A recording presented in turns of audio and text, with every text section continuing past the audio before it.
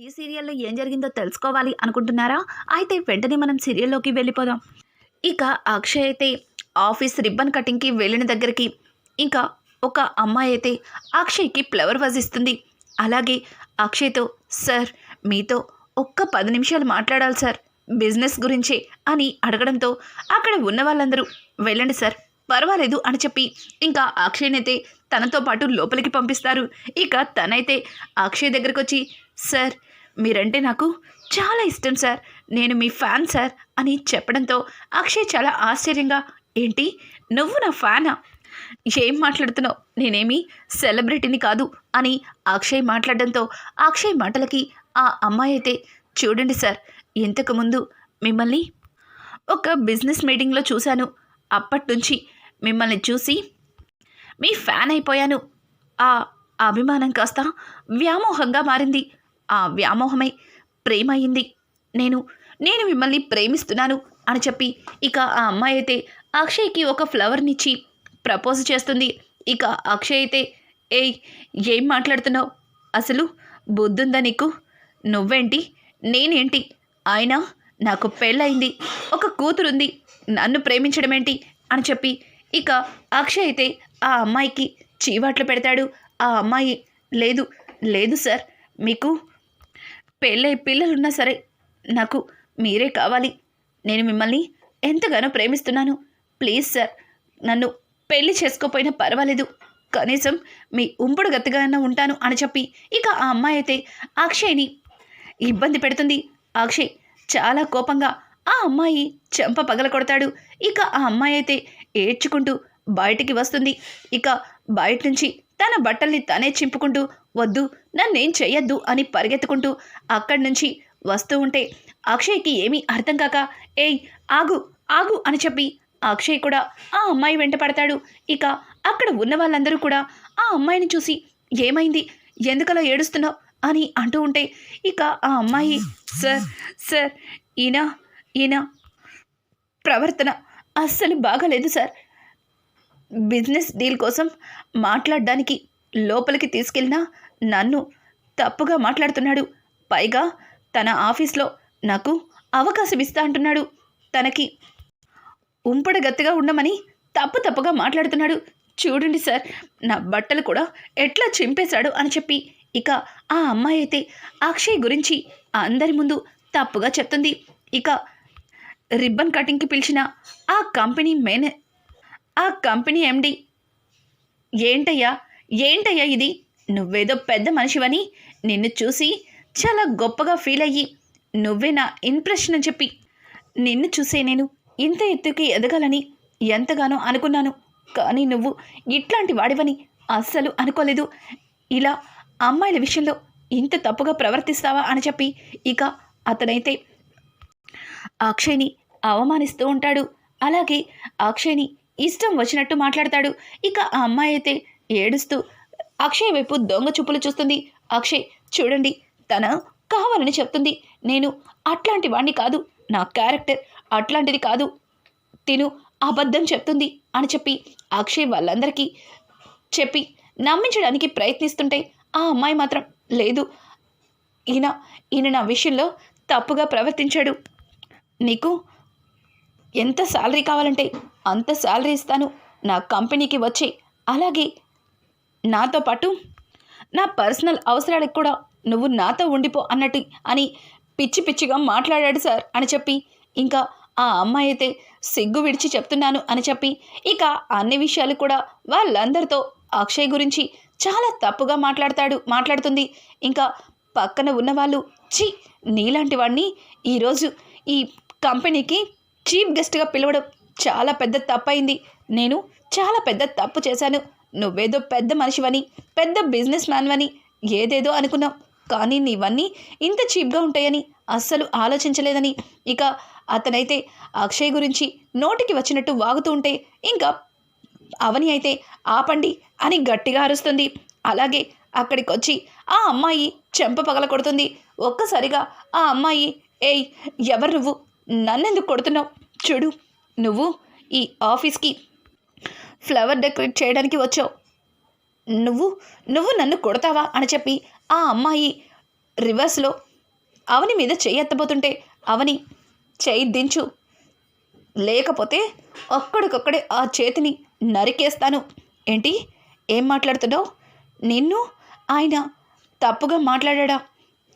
నిన్ను ఎక్కువ శాలరీ ఇస్తాను అలా కంపెనీకి వచ్చేయమని అడిగారా? అసలు అసలు ఆయన గురించి నువ్వేమనుకుంటున్నావే? ఆయన్ని తప్పు పడతావా? ఆయన మీద ఇట్లాంటి ముదృష్టపు నిందలు వేస్తావా? నిన్ను చంపేస్తాను. మర్యాదగా లోపల జరిగింది జరిగినట్టు చెప్పకపోతే నిన్ను అని చెప్పి ఇక పక్కన ఉన్న ఒక టేబుల్ మీద ఉన్న ఒక ఫ్లవర్ వాజ్ని తీసి తన నెత్తిని కొట్టడానికి ఎత్తుతుంది. ఒక్కసారిగా ఆ అమ్మాయి ఆగు ఆగు, నన్నేం చెయ్యొద్దు. అయినా నేను అబద్ధం చెప్తున్నానని నువ్వు ఎలా చెప్తావు చెప్పు? ఆయన మంచివాడని ముద్ర వేస్తున్నావు.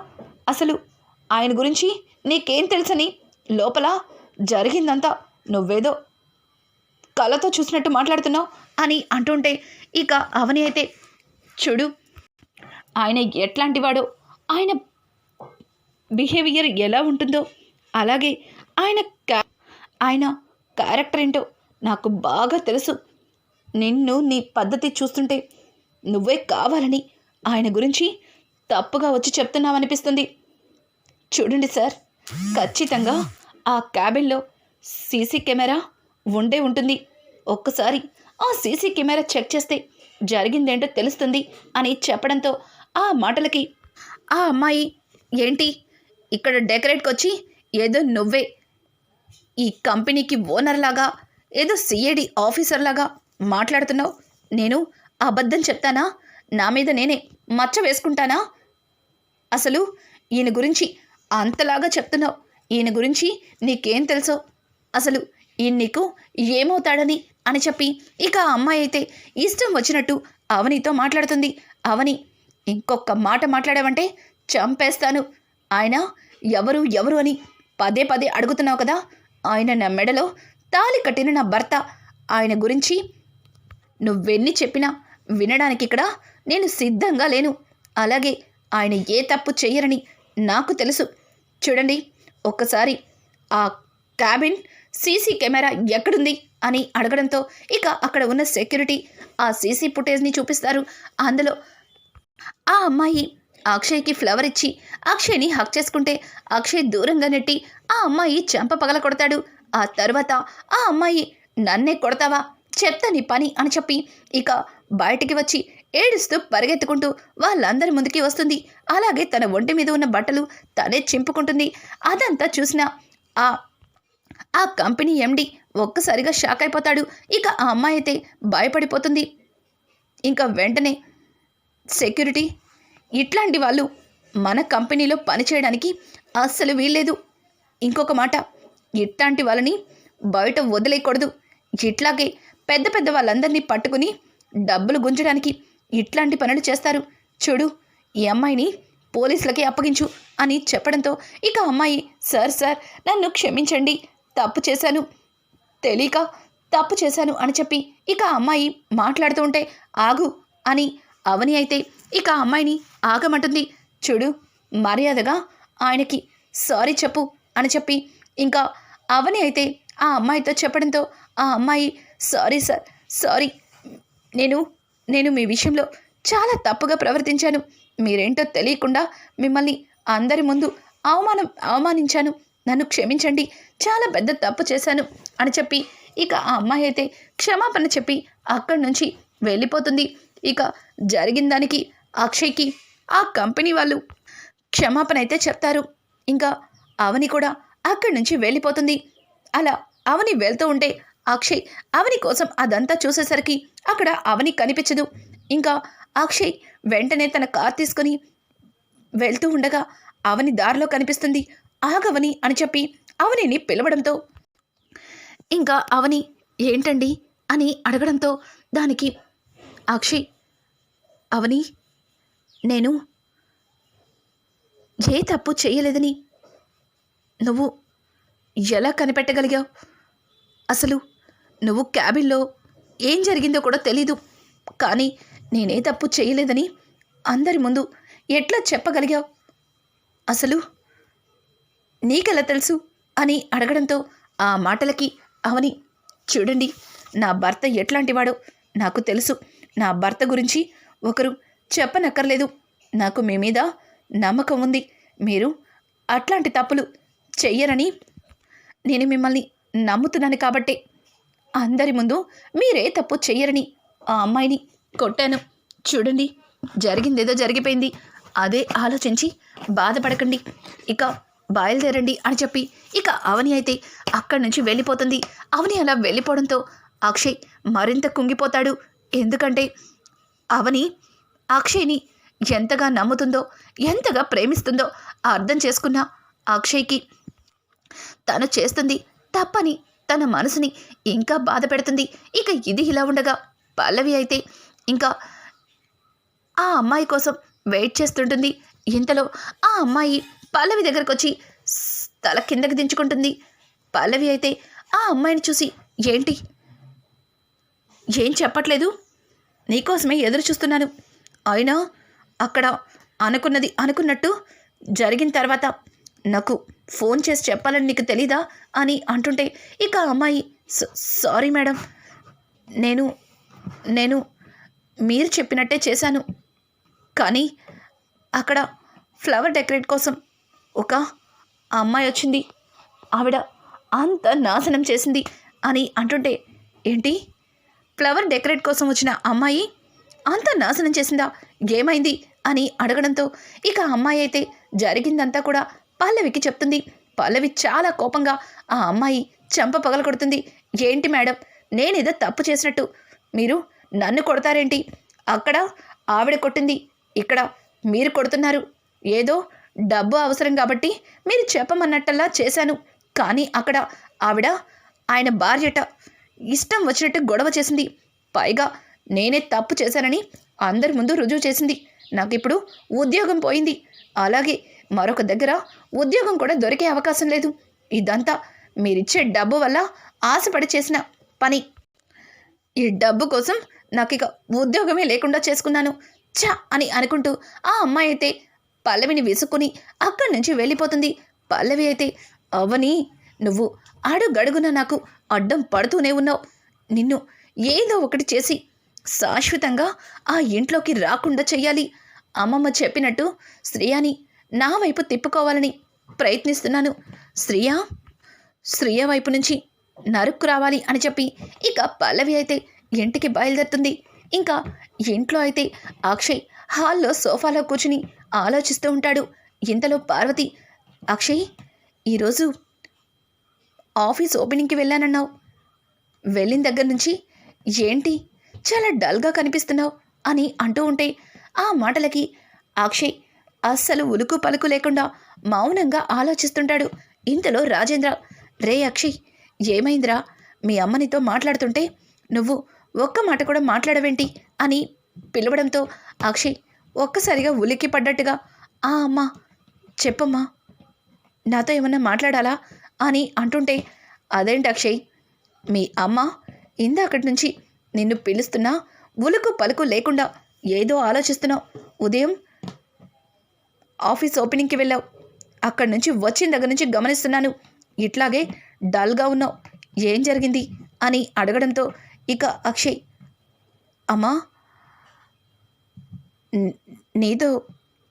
నీతో కొంచెం మాట్లాడాలి అని చెప్పి అక్షయ్ ఇక పార్వతిని అడగడంతో పార్వతి, అక్షయ్, ఏమైంది?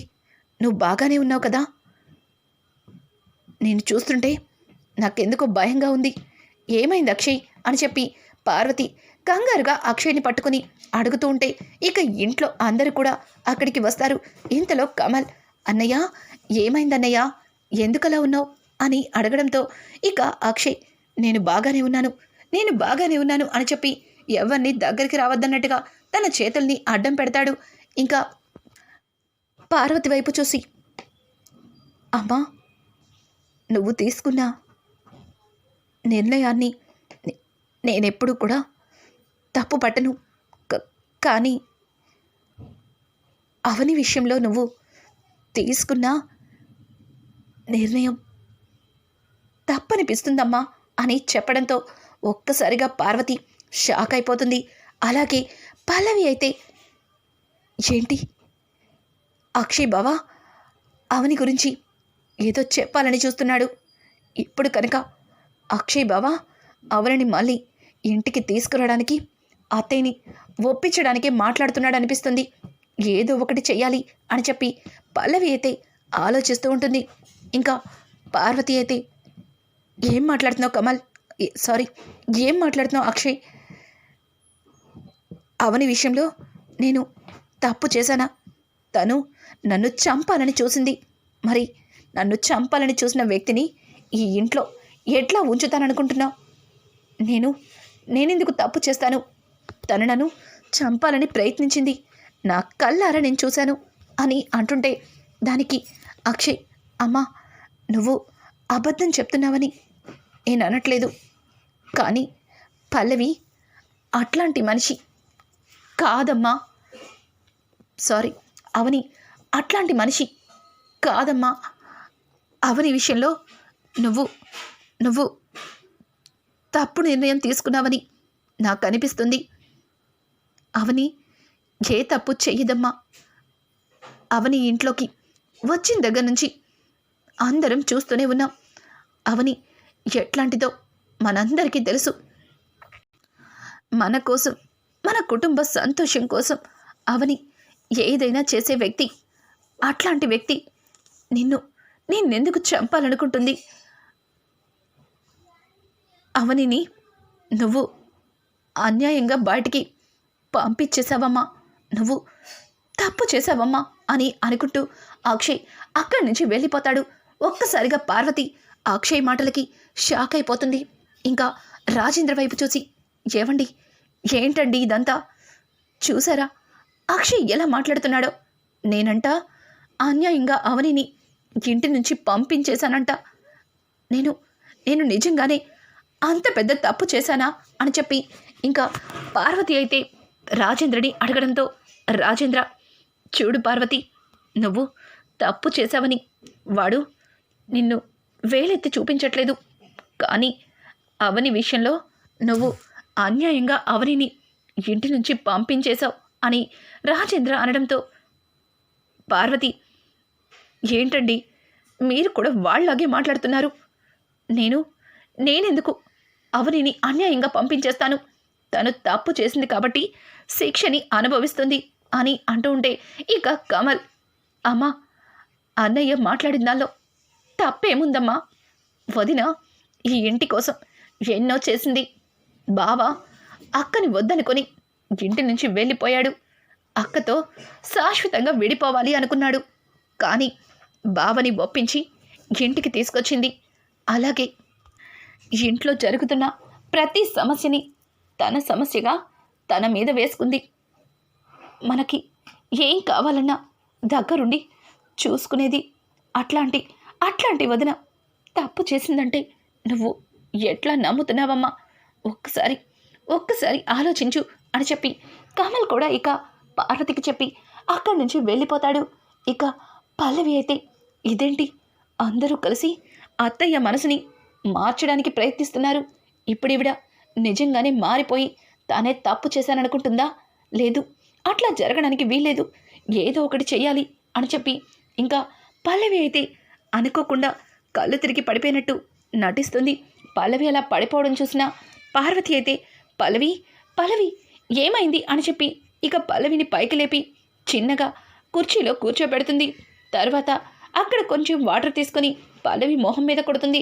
పల్లవి ఏమైంది పల్లవి అని అడగడంతో, అది అత్తయ్య ఈ విషయాన్ని మీతో ఎట్లా చెప్పాలో నాకు అస్సలు అర్థం కావట్లేదు అని అంటూ ఉంటే ఇక ఒక్కసారిగా పార్వతి, ఏమైంది పల్లవి, దేని గురించి చెప్తున్నావు అని అంటుంటే, అది అత్తయ్య ఈరోజు బావగారు ఒక ఓపెనింగ్కి వెళ్ళారు, అక్కడ జరిగింది చెప్తే మీరు ఏమంటారు అని భయంగా ఉంది అని అంటూ ఉంటే, పర్వాలేదు చెప్పు పల్లవి అని అడగడంతో ఇంకా పల్లవి అయితే తనే కావాలని డబ్బిచ్చి ఒక అమ్మాయిని అక్షయ్తో తప్పుగా ప్రవర్తించమని, తరువాత ఆ అమ్మాయిని అక్షయ్ ముందు కొట్టి ఆయన ఏ తప్పు చెయ్యలేదని అందరి ముందు రుజువు చేసినట్టు, అంటే తనే డబ్బిచ్చి కావాలని నలుగురిలో అక్షయ్ పరువుని తీసేసింది. ఆ తరువాత అవని వచ్చి ఆయన మంచివాడని అందరి ముందు రుజువు చేసింది. అంటే బావగారి దృష్టిలో తను బావగారిని అంతగా నమ్ముతుందని బావగారు తనని నమ్మేలా చేసుకుంది.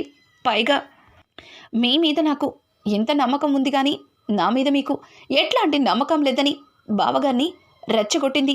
అందుకే బావగారు ఈరోజు మీతో ఇట్లా మాట్లాడుతున్నారు అని అంటూ ఉంటే ఒక్కసారిగా పార్వతి, చెంటి, అవని అట్లాంటి పని చేసిందా? పోనీలని వదిలేస్తుంటే రోజు రోజుకి తను చేస్తున్న పనులు మితిమీరిపోతున్నాయి. ఇంకా లాభం లేదు. అవనికి త్వరలోనే విడాకులు ఇచ్చేయాలి అని చెప్పి పార్వతి అనుకుంటూ అక్కడి నుంచి లోపలికి వెళ్ళిపోతుంది. ఇక పల్లవి అయితే ఒక రకంగా నవ్వుకుంటూ, అత్తయ్యా, నువ్వింత పిచ్చిదానివని అస్సలు అనుకోలేదు. నేను చెప్పే ప్రతి విషయాన్ని నమ్ముతున్నావు. చాలు నాకిక ఆ శ్రేయని నా వైపు ఎలా తిప్పుకోవాలో దాని గురించి ఆలోచించాలి అని చెప్పి పల్లవి అయితే ఇక శ్రేయ దగ్గరికి వెళ్తుంది. శ్రేయ అని పిలవడంతో, చెప్పు పల్లవి, ఏం కావాలి అని అడుగుతూ ఉంటే, అది శ్రేయ నీతో మాట్లాడాలని లోపలికి రావచ్చా అని అడగడంతో, అదేంటి పల్లవి అట్లా మాట్లాడుతున్నావు, లోపలికి రావచ్చు అని చెప్పి ఇక శ్రేయ అయితే పల్లవిని లోపలికి పిలుస్తుంది. పల్లవి అయితే, శ్రేయ నాకు చాలా బాధగా ఉంది అని చెప్పి శ్రేయని హక్ చేసుకుని బాధపడుతుంటే శ్రేయకి ఏమీ అర్థం కాదు. ఏమైంది పల్లవి, ఎందుకు అంతలా బాధపడుతున్నావు అని అడగడంతో, ఈరోజు అక్షయ్ బావగారి మాటలు విన్నాక నాకు చాలా బాధ అనిపిస్తుంది. అవని అక్క ఏ తప్పు చెయ్యలేదని పదే నా మనసు చెప్తుంది. ఆ విషయం గురించి అత్తయ్యతో మాట్లాడాలంటే భయంగా ఉంది. అసలు అవని అక్క విషయంలో అత్తయ్య గారు ఎందుకు ఇంత స్ట్రిక్ట్గా ఉన్నారో నాకు అర్థం కావట్లేదు. ఏదో ఒకటి చేసి అవని అక్కని తిరిగి మళ్ళీ ఇంటికి తీసుకురావాలి అని అంటూ ఉంటే ఇక శ్రేయ అయితే పల్లవి వైపు అమాయకంగా చూస్తుంది. ఏంటిది, నన్ను నమ్మిందా నమ్మలేదా అన్నట్టుగా. ఏంటి శ్రేయ, నువ్వేం మాట్లాడట్లేదు, అవని అక్క ఇంటికి రావడం నీకు ఇష్టమే కదా అని అడగడంతో, అవును నాకిష్టమే, కానీ అత్తయ్యని ఎట్లా ఒప్పిస్తాం అని అడగడంతో దానికి పల్లవి అయితే ఏదో ఒకటి చేసి అవని అక్కని ఇంటికి తీసుకురావాలి, బావగారిని అక్కని ఒక్కటి చేయాలి, అలా చేయాలంటే నువ్వు ఒక పని చేయాలి అని చెప్పి ఇక పల్లవి అయితే శ్రేయకి ఏదో చెప్తుంది. శ్రేయ, పల్లవి, నేను అలా చేస్తే అత్తయ్యకి నా మీద కోపం రాదా అని అడగడంతో, చూడు శ్రేయ, అత్తయ్య అమ్మలాగా మనల్ని అర్థం చేసుకుంటుంది. అవని యొక్క విషయంలో అత్తయ్య పొరపాటు పడుతుందని ఆవిడ తెలుసుకోవాలంటే మనం ఈ పని చేయాల్సిందే. మనం అవని అక్కని తిరిగి ఇంటికి తీసుకురావాలంటే తప్పదు అని చెప్పి ఇక పల్లవి అయితే శ్రేయకి ఏదో చెప్తుంది. ఇక శ్రేయ కూడా పల్లవి చెప్పినట్టు సరే అని చెప్పి తలొప్పుతుంది. ఇక అవని శ్రేయ ఇప్పుడు నేను చెప్పినట్టు వింటుంది. శ్రేయ, ఇక సిద్ధంగా ఉండు, అత్తయ్యతో తిట్లు తినడానికి, అలాగే ఇంటి నుంచి వెళ్ళిపోవడానికి అని చెప్పి పల్లవి అయితే ఒక రకంగా నవ్వుకుంటూ అక్కడి నుంచి బయటకు వచ్చేస్తుంది.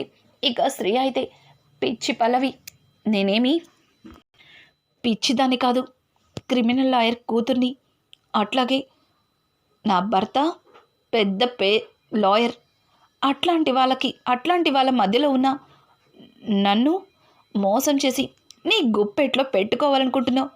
నేను నువ్వు అనుకున్నట్టుగా నీ మాయ మాటల్లో పడిపోలేదు, పడినట్టు నటించాను.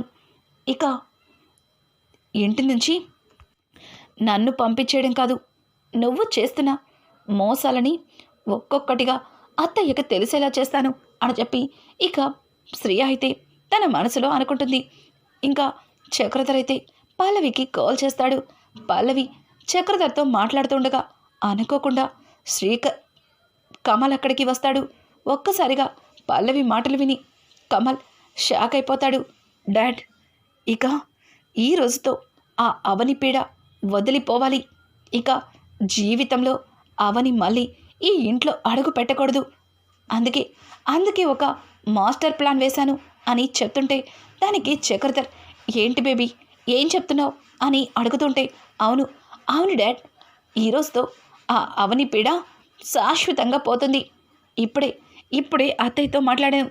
అత్తయ్య అవని విషయంలో చాలా పెద్ద నిర్ణయం తీసుకుంది అని అంటుంటే, చూడమ్మా పల్లవి, ఇదంతా నువ్వే చేస్తున్నావని ఇంట్లో ఎవరికైనా తెలిస్తే తర్వాత మీ ఇంట్లో వాళ్ళు, ముఖ్యంగా నీ భర్త కమల్ ఎట్లా రియాక్ట్ అవుతాడో నీకు తెలియంది కాదు అని అంటుంటే, పల్లవి ఒక రకంగా నవ్వుతూ, డాడ్, అందుకే కదా నేను ఏం చేసినా ఎవరికి తెలియకూడదు కాబట్టి అదంతా ఇంటికి వచ్చిన ఆ స్త్రీయ చేసినట్టు అందరినీ నమ్మిస్తాను.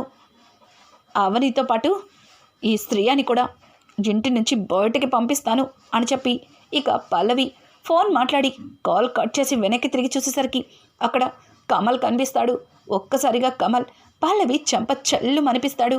రానున్న ఎపిసోడ్స్లో ఇక కమల్ పల్లవి విషయంలో ఎట్లాంటి నిర్ణయం తీసుకోబోతున్నాడు, అలాగే పల్లవి చేస్తున్న కుట్రలన్నీ ఎట్లా బయట పెట్టబోతున్నాడు, ఇట్లాంటి లేటెస్ట్ ఎపిసోడ్స్ మీకు మరిన్ని కావాలి అనుకుంటే మా ఛానల్ని సబ్స్క్రైబ్ చేసుకోవడం మాత్రం మర్చిపోకండి.